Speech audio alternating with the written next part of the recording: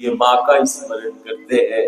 इस कलिकाल में स्मरण की महिमा है, नाम स्मरण की महिमा है।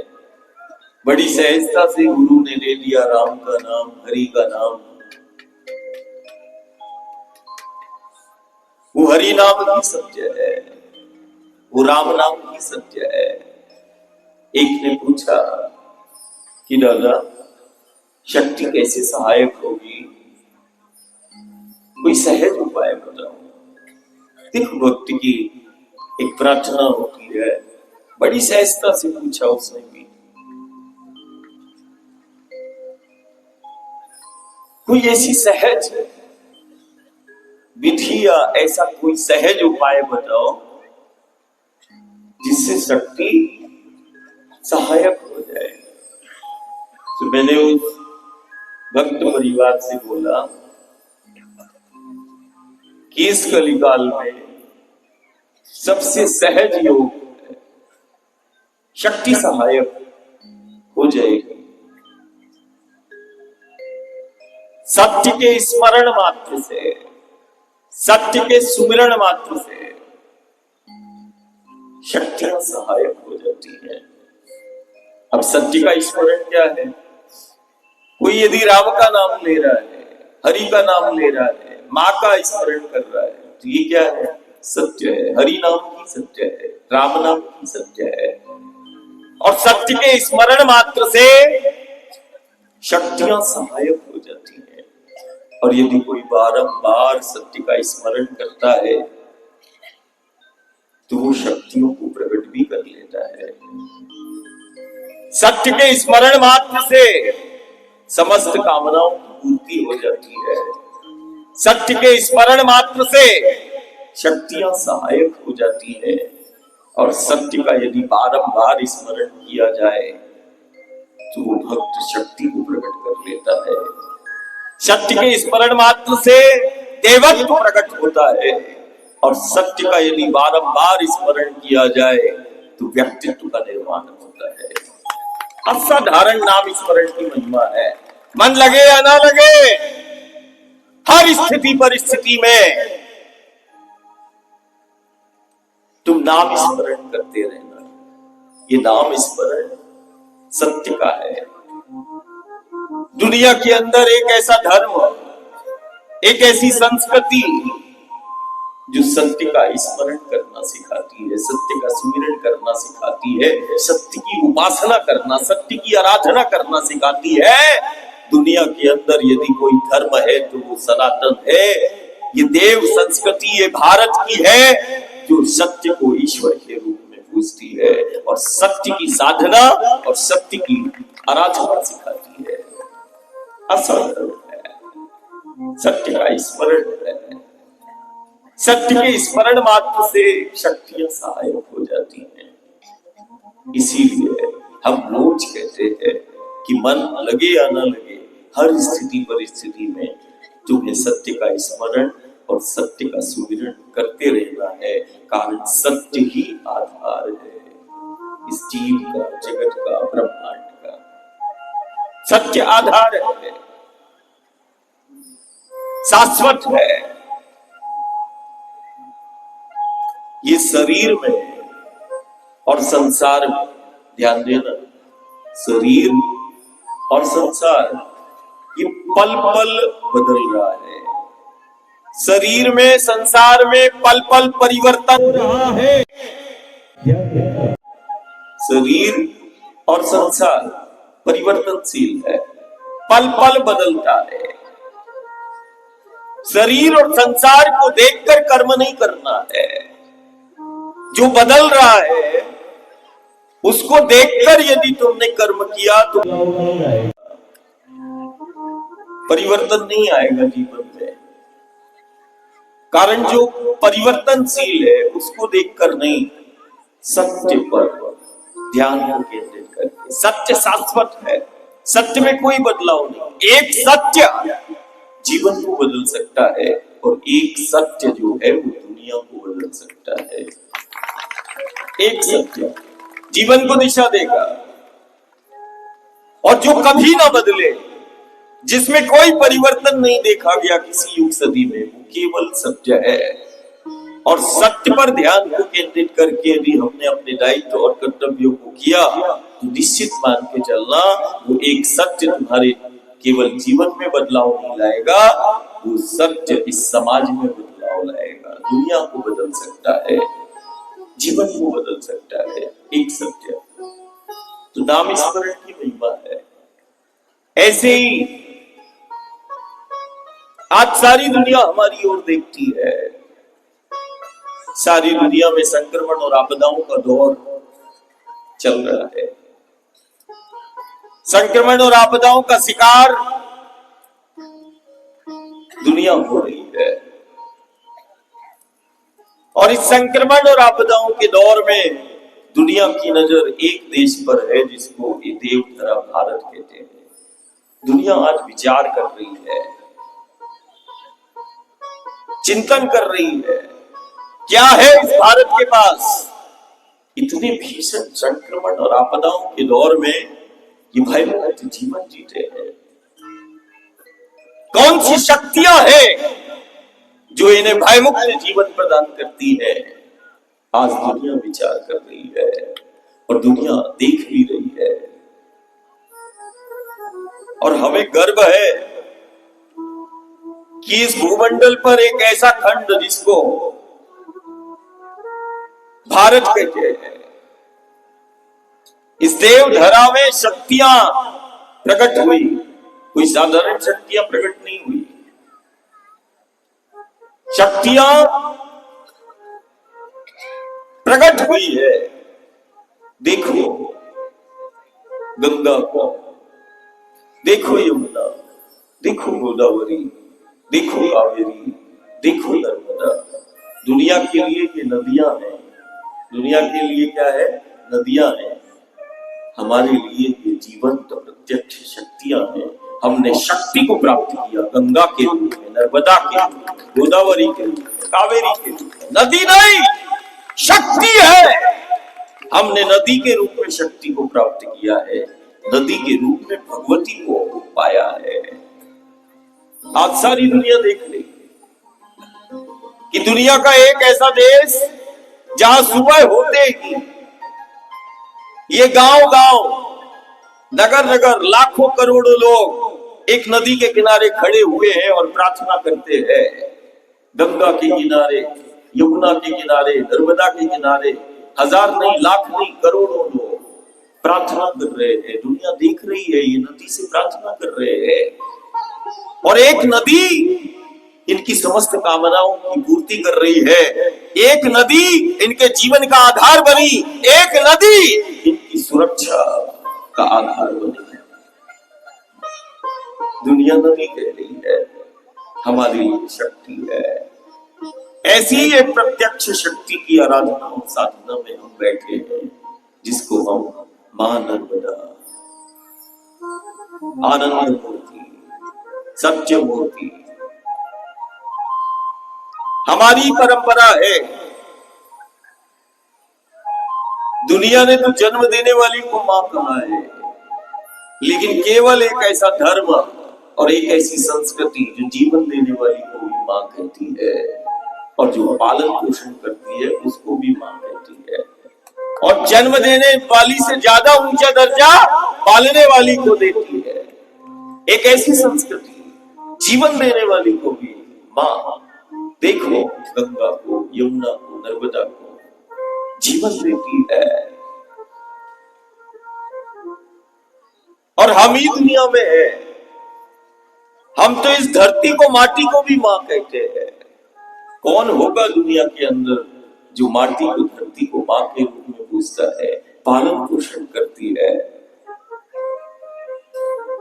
हम तो माटी को भी मां कहते हैं। ये है सनातन, ये है संस्कृति, ये है धर्म। मां केवल जन्म ही नहीं देती, जीवन भी देती है। मां जीना भी सिखाती है। मां बच्चों को आत्मनिर्भर भी बनाती है। और एक मां ही है जो परमात्मा और ईश्वर से मिलाती शक्ति है, वो माँ ही है। और माँ के रूप में वो शक्ति है, ऐसी एक असाधारण शक्ति जिसको नर्मदा के रूप में देख रहे, दुनिया नदी के रूप में देख रही है। क्या बोला जाता है? केवल दर्शन। दर्शन जैसे नाम स्मरण की महिमा है कि मन लगे या ना लगे, तुम तो राम का नाम लेना, हरि का नाम लेना, निश्चित लाभ होगा। जैसे नाम स्मरण की महिमा है, ऐसी इस देवी भगवती मां नर्मदा के दर्शन की महिमा है। दर्शन मात्र से जीव का कल्याण करती है। देखो ये देवी भगवती मां नर्मदा है, दर्शन से जीव का कल्याण करती है। दर्शन मात्र से जीव को भयमुक्त करती है, जिसका दर्शन जीवन को दिशा देता है। और यदि इस देवी भगवती मां नर्मदा का दर्शन यदि कोई बार बार करता है, तो जिसका दर्शन जीवन में परिवर्तन लाता है। दर्शन से परिवर्तन सुनिश्चित है।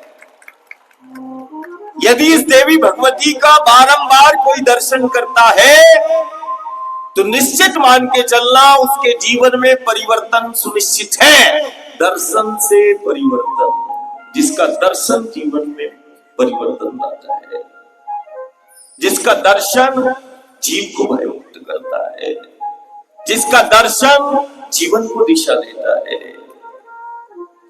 दर्शन की महिमा है।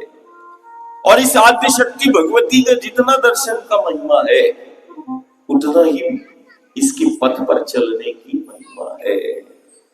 दुनिया के अंदर केवल नर्मदा का पथ है जहां चलना साधना कहलाती है। दुनिया के अंदर ऐसा कोई पथ नहीं जहां तुम चलो और साधना मानी जाए। लेकिन दुनिया के अंदर सिर्फ नर्मदा का पथ है, जिस पथ पर यदि कोई जाने अनजाने में भी चलता है, तो जहां चलना साधना कहलाती है। और जाने अनजाने में कोई बैठ जाए तो आराधना और उपासना हो जाती है। चले तो साधना है और बैठे तो आराधना है। इतनी सहज साधना, चलना साधना है। जितना माँ के दर्शन की महिमा है, इस देवी भगवती मां नर्मदा के दर्शन की महिमा है, उतना ही इसके पथ पर चलने की महिमा है। चलना साधना है। और ये कोई साधारण साधना नहीं है। साधना तो जीव का कल्याण करती है। कोई भी देवी देवता की तुम करोगे, साधना के मूल में कल्याण छिपा है। साधना कल्याण करती है। लेकिन एक ऐसी साधना जिसको चलना कहते हैं। आज देखो, सहस्त्र परिक्रमावासी मां के पथ पर चलते चलते आज बड़वानी नगर में प्रवेश किया, साधना करते हुए, जिसको हम परिक्रमा कह रहे हैं। चलना ही है सुबह से लेकर शाम तक। नदी के रूप में एक ऐसी शक्ति जिसके पथ पर चलना साधना कहलाती है। और ये कोई साधारण साधना नहीं है। साधना व्यक्ति करता है परमात्मा के साक्षात्कार के लिए, आत्मा के साक्षात्कार के लिए। साधना व्यक्ति करता है कल्याण के लिए, आनंद के लिए, मोक्ष के लिए। साधना व्यक्ति करता है। लेकिन ये एकमात्र दुनिया की ऐसी सहज साधना है जो घर परिवार का एक व्यक्ति करता है। और ये साधना उसकी कुल का उद्धार कर देती है। कुल का उद्धार करने वाली साधना है। यदि दुनिया में किसी ज्ञानी से पूछोगे कि भैया कोई ऐसी साधना बताओ जो हमारे कुल का उद्धार कर दे, तो कोई नहीं कह पाएगा। लेकिन एक ऐसी साधना जो घर परिवार का एक व्यक्ति करता है, और ये साधना उसके कुल का उद्धार कर देती है। कुल का उद्धार करने वाली साधना है। ये एक ऐसी साधना है जो व्यक्तित्व का निर्माण करती है। ये एक ऐसी साधना है। साधना तो परमात्मा के साक्षात्कार की बहुत सारी है, विधियां है, ध्यान है, साधना है। बोले आत्मा का साक्षात्कार, स्वयं को जानना है या परमात्मा ईश्वर को जानने की बहुत सारी विधियां और साधना है साक्षात्कार की। लेकिन दुनिया के अंदर केवल एक साधना है जो केवल साक्षात्कार ही नहीं कराती, परमात्मा ईश्वर से साक्षात मिला देती है। ये वो साधना है, मिला देती है। खुद से मिलना है, चलो नर्मदा के पथ। और यदि परमात्मा ईश्वर से मिलना है तो हम गांव घर से पूछते हैं, चलो नर्मदा के पथ, जहां चलना ही साधना है। मिला देती है, परमात्मा ईश्वर से मिला देती है, स्वयं से मिला देती है। ये साधना देवत्व को प्रकट कर देती है, जैसे लकड़ी में अग्नि छिपी रहती है। सबको बता देता है लकड़ी में अग्नि छिपी है, ऐसे ही देह में वो देव छिपा है। ये साधना जिसको हम चलना कहते हैं, यदि जाने अनजाने में भी यदि कोई नर्मदा के तीरे चल रहा है तो जैसे लकड़ी में वो अग्नि छिपी है, ऐसे ही तुम्हारे देह में वो देव छिपा है। ये चलते चलते देवत्व को प्रकट कर देती है। ये वो साधना है, देवत्व प्रकट हो जाता है, असाधारण है। हम कल घर परिवार से बोल रहे थे, देखो ये आद्य शक्ति भगवती कन्या के रूप में शिव की देह से जिसका प्राकट्य हुआ उसको नर्मदा कहा। विचार करना, गर्भ में शिवलिंग का निर्माण करती है। क्या कर रही है? शिवलिंग का निर्माण। शिवलिंग क्या है? शिव और शक्ति का प्रतीक है, ब्रह्मांड का प्रतीक है, हमारे अस्तित्व का प्रतीक है। महादेव के स्वरूप का पूजन नहीं होता, प्रतीक का पूजन होता है। और वो एक नहीं, दो नहीं, हजार नहीं, लाख नहीं, करोड़ों, असंख्य शिवलिंग का निर्माण। कौन सी भगवती शक्ति का स्वरूप है जो गर्भ में असंख्य शिवलिंग का निर्माण कर रही है और करती चली जा रही है। तो हम रोज बोलते हैं, देखो देखो देवी भगवती मां नर्मदा को, जो अपने गर्भ में शिवलिंग का निर्माण करती है और जो इसके पथ पर चलता है तो उसके व्यक्तित्व का निर्माण करती है। सत्य को प्रमाण की आवश्यकता नहीं, देखो गर्भ में शिवलिंग का निर्माण करती है और जो देवी भगवती मां नर्मदा के पथ पर चलता है तो उसके व्यक्तित्व का निर्माण कर देती है। असाधारण है, हमारे पास शब्द नहीं। हम कभी कभी मां से प्रार्थना करते हैं कि मां कैसे घर परिवार को बताए। शक्ति प्रत्यक्ष है। गुरु गोविंद शंकर जिसके श्री चरण की स्तुति करता है और मुख से बोल निकलते हैं, त्वदीय पाद पंकजम नमामि देवी, जल स्वरूप श्री चरणों की वंदना। श्री चरण, शंकर जिसके श्री चरणों की स्तुति कर रहे हैं, ऐसी देवी भगवती मां नर्मदा। ये वही शक्तियां हैं। गंगा नर्मदा के रूप में, ये कोई साधारण शक्तियां नहीं है। हमें तो शक्ति वो गौ के रूप में भी मिली है। दुनिया के लिए पशु है, हमारे लिए वो साक्षात भगवती का स्वरूप है। हमने तो गौ के रूप में भी शक्ति को प्राप्त किया है। और ये कोई साधारण शक्तियां नहीं है। ये वो शक्तियां हैं जो हमारे कुल और वंश का आधार बनी और आज भी बनी है। ये वो शक्तियां हैं जो हमारे जीवन का आधार बनी। ये वो शक्तियां हैं जिनकी निकटता में यदि कोई आ जाता है तो वो देव तुल्य हो जाता है। ये वो शक्तियां हैं जो हमारे हाथों से घर परिवार का संचालन कराती हैं। और ये वही शक्तियां हैं जो हमें विश्व वंदनीय बनाती हैं।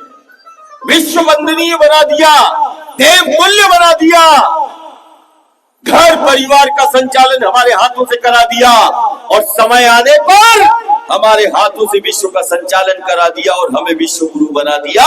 ये वही शक्तियां हैं, वही शक्तियां हैं। प्रत्यक्ष है, प्रत्यक्ष है। हमने विश्व का संचालन किया है, इतिहास साक्षी है। संचालन किया है, सिर्फ घर का नहीं, दुनिया को चलाया है। इन्हीं शक्तियों की दम पर चलाया है। इन्हीं शक्तियों ने हमारे हाथों से दुनिया को चलाया, विश्व संचालन करा दिया। असाधारण है। देखो, थोड़ा विचार करो, यदि कोई जाने अनजाने में इन शक्तियों की निकटता में आ जाता है तो ये शक्तियां देव तुल्य बना देती है। जाने अनजाने में इन शक्तियों की निकटता में यदि कोई रहता है तो उसके व्यक्तित्व का निर्माण कर देती हैं। ये वही शक्तियां हैं कि जाने अनजाने में कोई यदि इनके निकट रहे तो देवत्व प्रकट कर देती है। ये वो शक्तियां हैं जो मानव को महामानव बना देती है, और ये वही पथ है जहां साधारण सा नर भी चलते चलते नारायण के पद को प्राप्त कर लेता है। इतना बहुत अच्छा है। ये प्रवचन नहीं है, ये जीवन है। प्रवचन नहीं हो रहा है, जितना हमने जिया है। और देख, कभी 25 किलोमीटर, कभी 30 किलोमीटर वायु, और अकेले नहीं चलते, 1000 को लेके चलते हैं। कोई तो देख ही लेगा। जल का नाल के अंदर बहुत दूर की बात है, जिभा में एक जल का बूंद भी नहीं, और 25-30 किलोमीटर वायु पर ही। ये है सनातन, ये है शक्ति। देखना है, ये धर्म का सामर्थ्य है, ये धर्म का सामर्थ्य है। चंद लालची और तामसी प्रवृत्तियां, दुष्प्रवृत्तियां आज घर और गांव नगर को बहकाती है, भ्रमित करती है, प्रलोभन देती है। ये देख, ये धर्म का सामर्थ्य है, ये विद्या नहीं, ये सिद्धि नहीं, ये चमत्कार नहीं, ये शक्ति का सामर्थ्य है।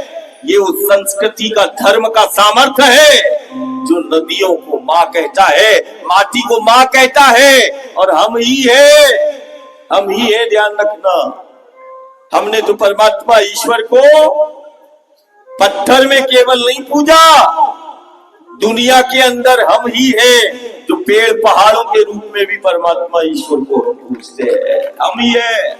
शक्ति के रूप, शक्ति को पूजा नदी के रूप में। आए दुनिया और देखे, देख गंगा है, देख नर्मदा है, देख गोदावरी है, देख यमुना है। शक्तियां हैं, ये शक्तियां हैं। और यदि परमात्मा ईश्वर को देखना है तो देखे कोई हिमालय को, देखे कोई विंध्याचल को, देखे कोई सतपुड़ा को, देख गिरनार खड़ा है, देख गोवर्धन खड़ा है, देख आज भी कामदगिरी खड़ा है, राम का सामर्थ्य खड़ा है। देखना है, आज लाखों करोड़ों लोग पहाड़ों को पूजते हुए मिल जाए।